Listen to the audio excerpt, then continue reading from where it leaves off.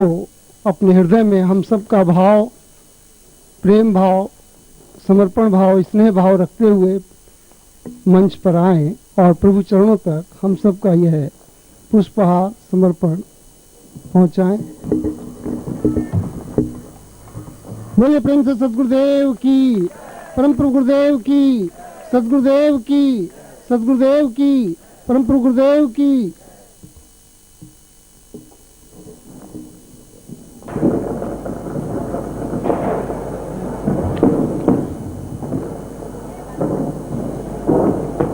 धीरं त्वमेवं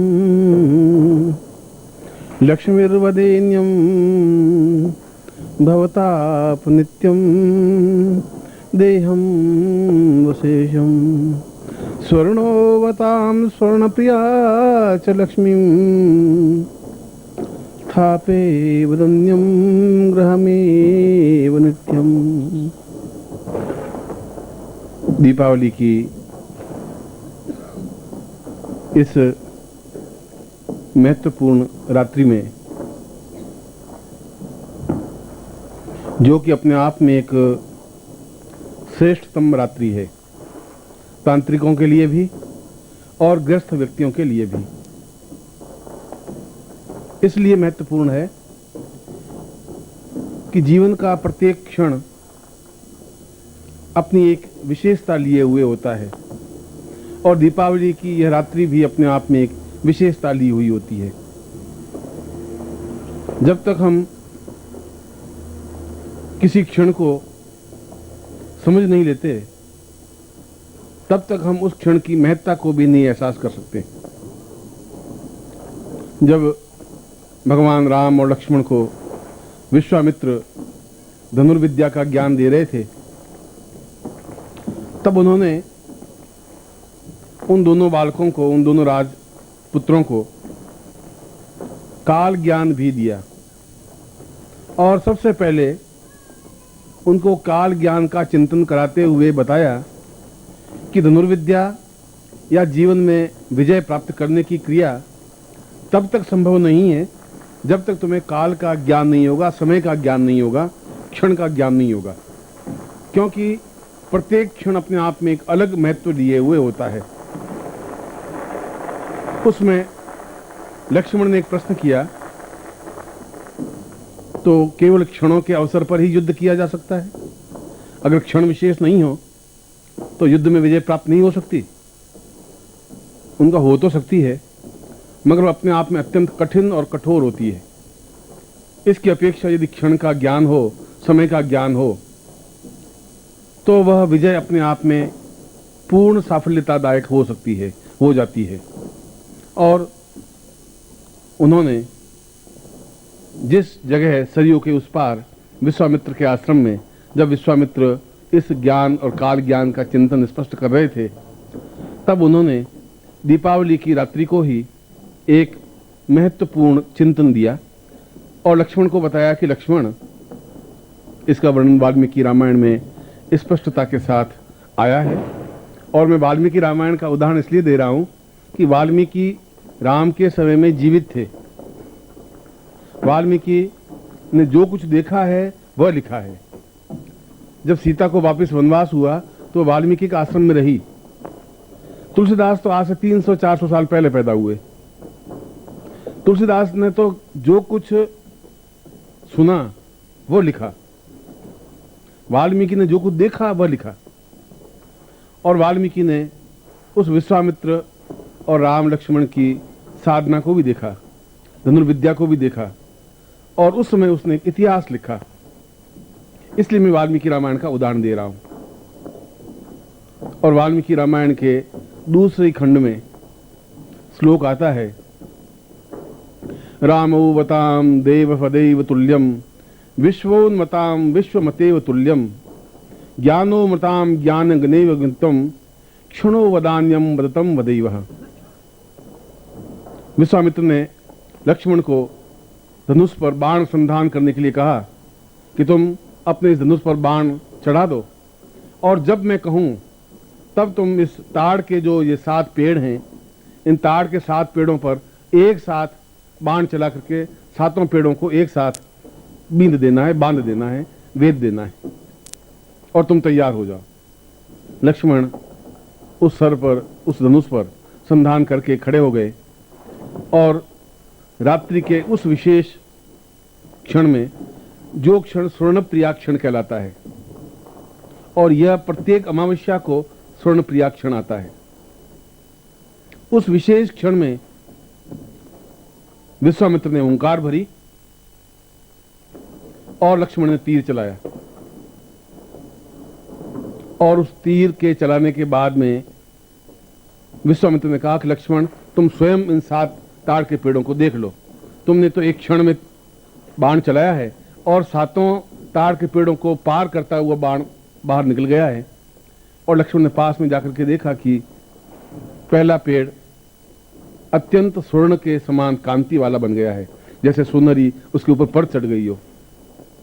दूसरा ताड़ का पेड़ जो उससे 4 फीट पीछे था, वह हल्के सोने के रंग का रहा। तीसरा पेड़ रजत की तरह का बना, चांदी की तरह का।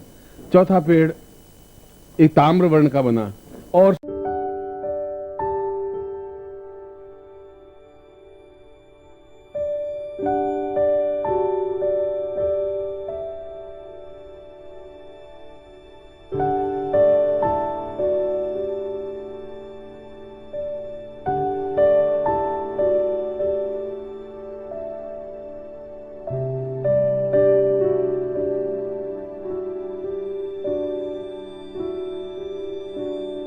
सातवां पेड़ बिल्कुल वैसा ही ताड़ का पेड़ रहा जैसा था।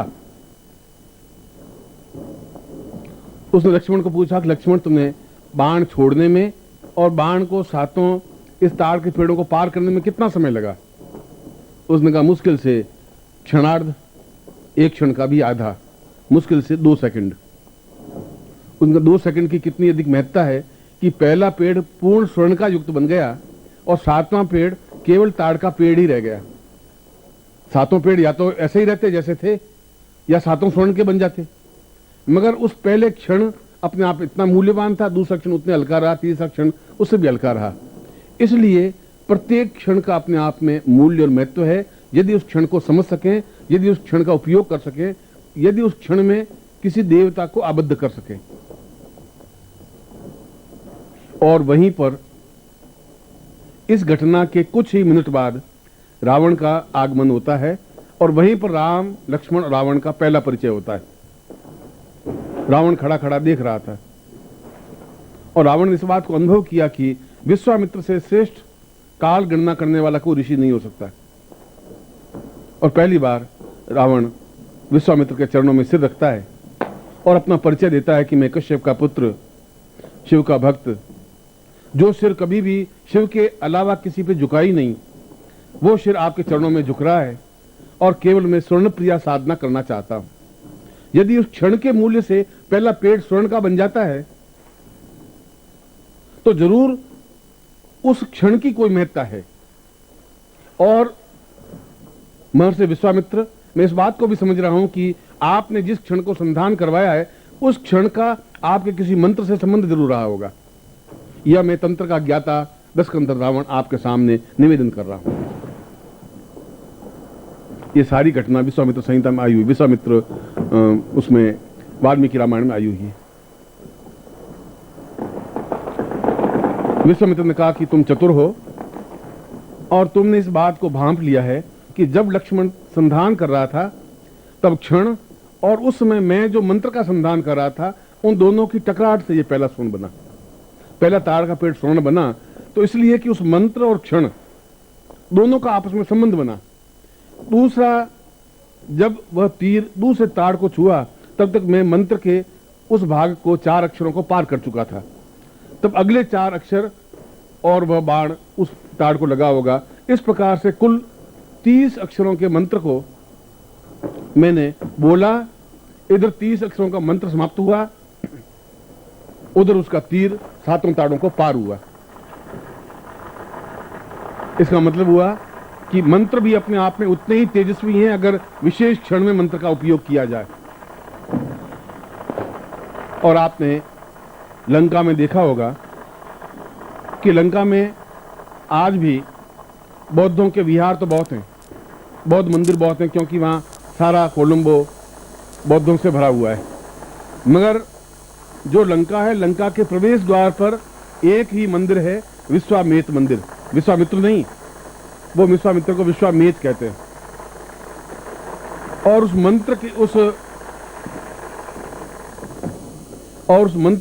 मंदिर के ऊपरी भाग में वही मंत्र लिखा हुआ है जो रावण ने सबसे पहले मंत्र उस विश्वामित्र से प्राप्त किया था।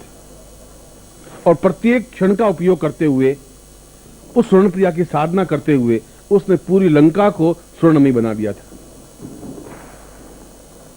और विश्वामित्र ने कहा कि मेरे क्षण विशेष के महत्व को और स्वर्ण प्रिया मंत्र को, उन दोनों के आपसी संबंध को केवल रावण समझ सका है और कोई पृथ्वी पर समझ ही नहीं पाया, जो विश्वामित्र ने संहिता में कहा है। इसलिए कि तीर अपने आप में जितना अचूक होता है, मंत्र भी अपने आप में उतना ही अचूक होता है, यदि मंत्र को सही ढंग से प्रतिपादित किया जाए, क्षण विशेष में उसका उपयोग किया जाए।